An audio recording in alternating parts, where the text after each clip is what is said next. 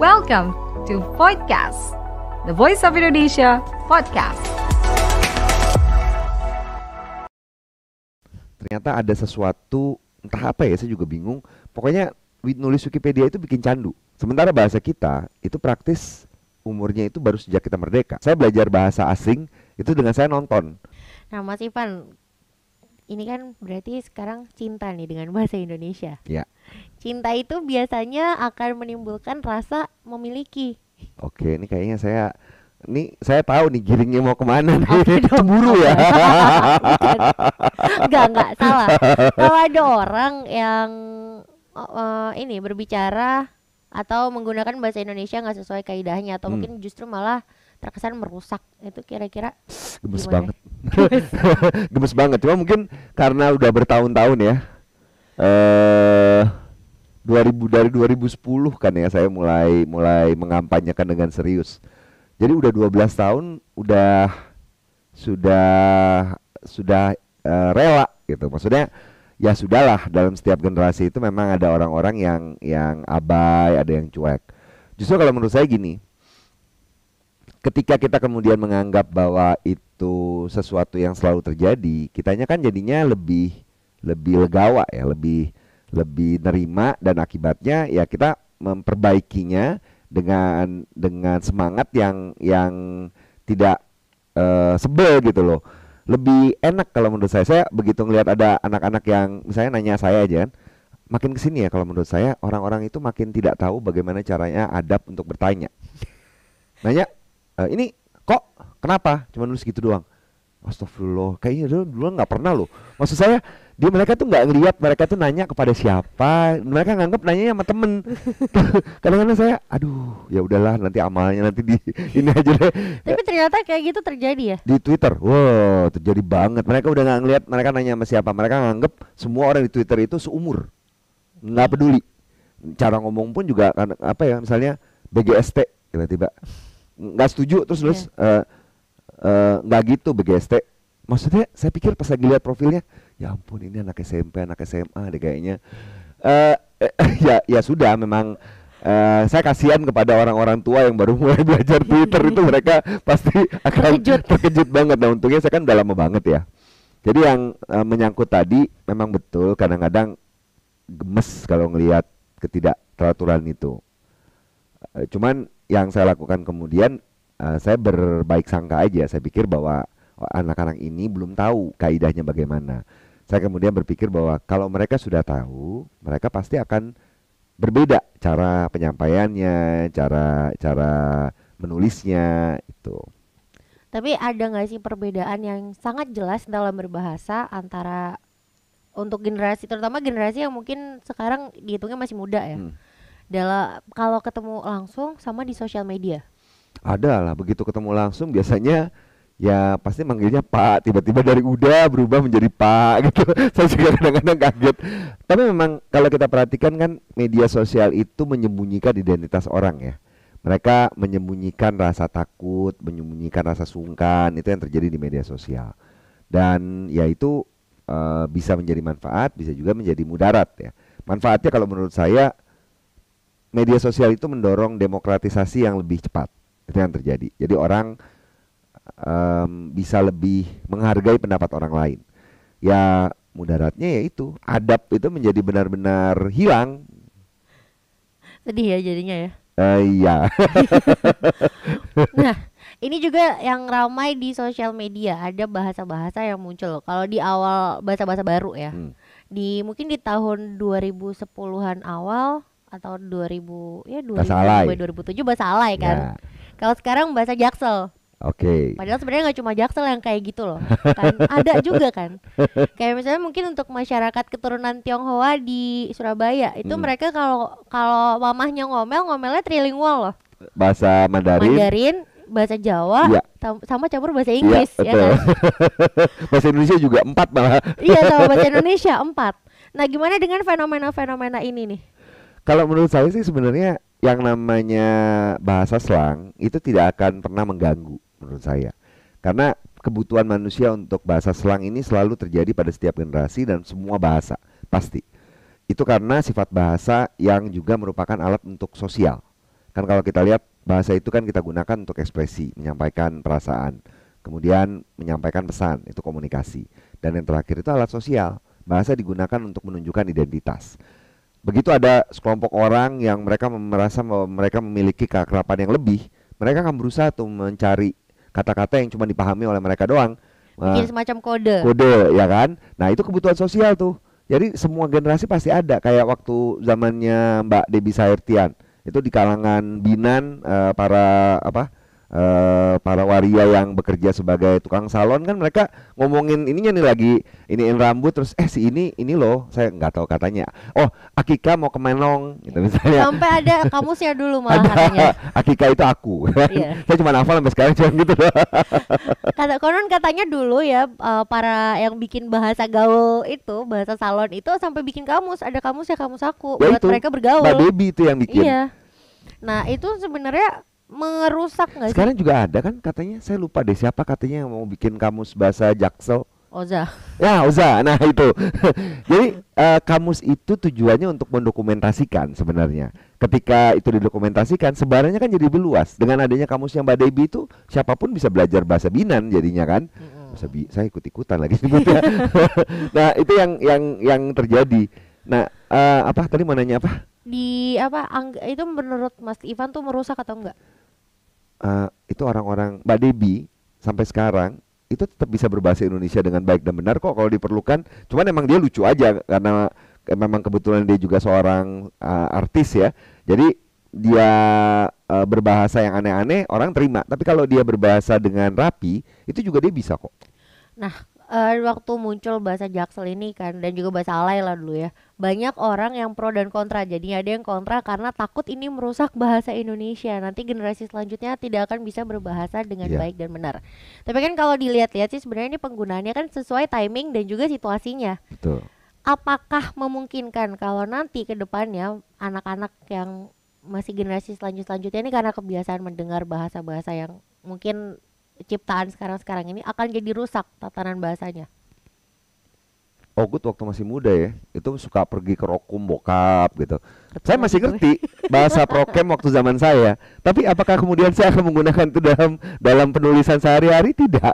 Karena begitu saya masuk dunia kerja, begitu saya berhubungan dengan bahasa formal, saya akan belajar pelan-pelan ya, kadang-kadang dengan cara yang menyenangkan, kadang-kadang dengan cara yang menyakitkan, diomelin bos misalnya. Mau nggak mau saya akan belajar bahasa formal. Nah, jadi anak-anak ini saya yakin begitu mereka akan masuk ke dunia kerja, mereka pasti akan belajar.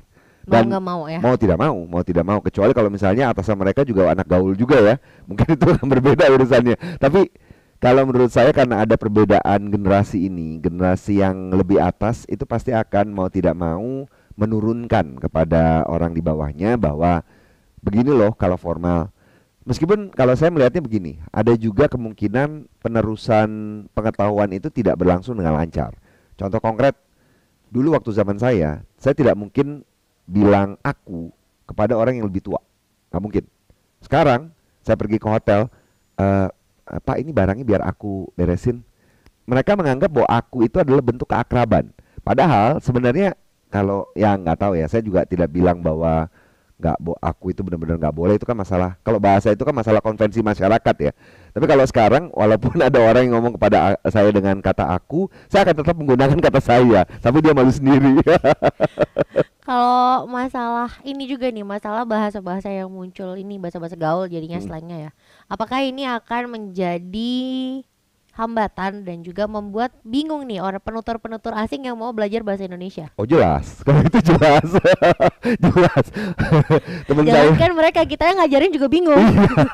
Jelas lah, maksudnya begitu ada penutur BIPA ya, ada pembelajar BIPA yang datang, mereka kemungkinan besar akan merasa tertipu. 2 tahun saya belajar bahasa Indonesia tidak bisa digunakan untuk pergi ke pasar. Itu yang terjadi kan. Ya karena perbedaan antara ragam formal dan non formal. Jadi kalau orang Indonesia asli bingung untuk menyesuaikan ragam formal, kalau penutur BIPA kebalikan. Mereka terbiasa dengan ragam formal, bingung pakai ragam non formal. Nah, yang sekarang juga jadi menurut Mas Ivan juga nih untuk BIPA ya, bagaimana caranya mengajarkan ragam non formal ini dengan mudah? Video aja, nyalain video. Paling gampang kan, maksudnya cara belajar, saya belajar bahasa asing Itu dengan saya nonton. Saya mau belajar bahasa Perancis, saya nonton bahasa orang Prancis dan kemudian saya baru mengetahui kan Prancis saja. Prancis juga punya bahasa slang loh. Antara Prancis formal dengan Prancis yang digunakan orang Paris itu beda bahasanya. Jadi bukan hanya Indonesia sebenarnya, cuman mungkin perbedaannya tidak sedrastis kita. Kalau kita kan drastis sekali kan perbedaannya. Oke. Ini ada pertanyaan titipan apa coba? Lama ya. Oh, kalau di film Indonesia kan katanya ini tidak terlalu mencerminkan percakapan sehari-hari. Jadi buat memperlihatkan ragam non formalnya juga masih agak sedikit kurang gitu loh. Iya, kalau menurut saya ini kegagapan kita ya. Artinya kan mau tidak mau waktu bikin film itu ada orang-orang yang berpatokan kalau berbahasa itu harus formal dengan orang-orang yang berbahasanya benar-benar tidak formal. Sebenarnya kalau misalnya kita lihat, kita bisa meniru perkembangan novel. Kalau dilihat novel-novel zaman dahulu, saya sebut Susah namanya. sih. Salah asuhan, merahnya merah, itu bahasanya tuh formal loh. Ya. Bahasanya kalau dilihat tuh cukup formal. Terus makin kesini makin berbeda antara formal dan informal. Apalagi sekarang, kalau sekarang dengan platform digital itu benar-benar sesuai dengan percakapan. Kalau dilihat kan sebenarnya ketika kita membaca novel itu untuk dialognya itu sesuai dengan percakapan sehari-hari. Narasinya menggunakan bahasa Indonesia formal, biasanya begitu. Nah masalahnya begitu film tidak ada narasi. Film itu semuanya percakapan kan. Kalau ya adalah beberapa film yang ada naratornya, cuman kan aneh kan biasanya kan. Jadi memang harusnya percakapan di dalam film itu sama seperti percakapan di dalam novel. Dan kalau diperhatikan di dalam novel pun itu kan antar zaman berbeda cara menulis dialognya. Nah yang sekarang ini harusnya mengikuti penulisan novel pada zaman sekarang, tidak mengikuti percakapan novel waktu zamannya Abdul Muiz gitu. Yang jelas kalau kayak gitu pasti ya nanti yang belajar jadi merasa tertipu kayak tadi kan. Belajar lama-lama begitu nonton ini contohnya begini. Tapi kalau Begitu untuk praktek untuk pembelajaran bahasa menurut saya sudah tepat BIPA itu mengajarkan bahasa formal dulu. Karena orang-orang asing ini kan mau tidak mau nanti mereka akan menggunakan bahasa formal. Kalau menurut saya, coba bandingkan ya kondisi ketika orang terlalu terbiasa dengan bahasa non formal menggunakannya di dalam situasi formal. Bandingkan dengan orang terbiasa menggunakan ragam formal di dalam menggunakannya dalam situasi non formal. Untuk yang non formal menggunakan dalam suasana formal. Kebayang nggak nih? Penutur bahasa asing nih orang Australia, saya ajarin ngomong kata-kata umpatan dalam bahasa Indonesia. Dia pergi ke rapat. Bro, goblok banget. Maaf ya, maksudnya itu yang akan terjadi kan, dan apa yang terjadi dia akan malu. Gitu. Tapi sebaliknya kalau dia terbiasa formal kayak tadi kan, selamat siang Bapak, apakah Bapak berkenan untuk memberi satai satu tusuk dengan saya, gitu kan? Orang paling ketawa, cuman ketawanya oh dia orang bule belajarnya bahasa formal, gitu. Cuman itu lebih bisa diterima. Oke. Apa ini games apa? Oh, ini ngetiknya pakai 2 jari nih. kurang cepet nih. Yang Eka di challenge. Aduh, takut nih. Iya, jadi ada permintaan nih Mas Ivan, katanya saya harus di challenge. Di challenge apa nih? Gak apa-apa, masuk aja. Paling gampang. Di challenge bahasa Indonesianya apa? Ditantang. Nyaris. Nyaris. Oh katanya minta lagi tuh. Lagi dong Mas. Oh.